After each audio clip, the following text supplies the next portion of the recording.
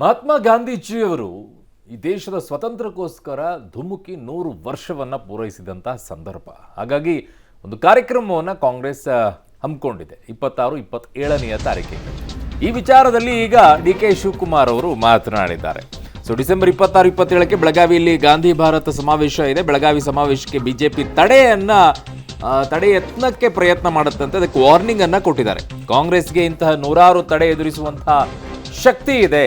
ಬಿಜೆಪಿಗರಿಗೆ ನೇರ ಎಚ್ಚರಿಕೆಯನ್ನ ಡಿಸಿಎಂ ಡಿ.ಕೆ. ಶಿವಕುಮಾರ್ ಅವರು ಕೊಟ್ಟಿದ್ದಾರೆ.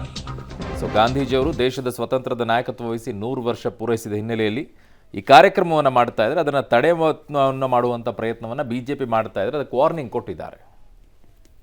ಸಿಎಂ ಡಿ.ಕೆ. ಶಿವಕುಮಾರ್ ಸರ್ ಇದ್ದಾರೆ, ಮಾತನಾಡಿಸ್ತಾನೆ. ಸರ್, ಇವತ್ತು ಮತ್ತೆ ಬೆಳಗಾವಿಗೆ ಹೋಗ್ತಾ ಇದ್ದೀರಿ, ತಯಾರಿ ಹೇಗಿದೆ ಸರ್? ಕಾರ್ಯಕ್ರಮದ ತಯಾರಿ 26-27ನೇ ತಾರೀಕಿನ ಕಾರ್ಯಕ್ರಮದ ತಯಾರಿ ಹೇಗಿದೆ? ಇದೊಂದು ಐತಿಹಾಸಿಕವಾದಂಥ ಕಾರ್ಯಕ್ರಮ.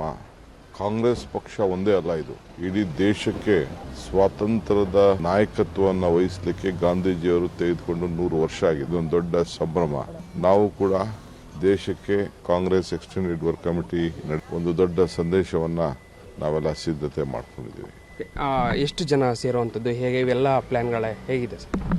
ಎಕ್ಸ್ಟೆಂಡೆಡ್ ವರ್ಕಿಂಗ್ ಕಮಿಟಿ ನಮ್ಮ ದೇಶದ ಒಂದು 350-400 ಜನ ನಾಯಕರುಗಳು ಬರ್ತಾ ಇದ್ದಾರೆ. ಎಂಪಿಗಳು, working committee member, former chief ministers, ಇವರೆಲ್ಲ PCC ಪ್ರೆಸಿಡೆಂಟ್ಸು, ನನ್ನಂಥವ್ರು, ಡೆಪ್ಟಿ CMಗಳು ಎಲ್ಲ ಬರ್ತಾ ಇದ್ದಾರೆ.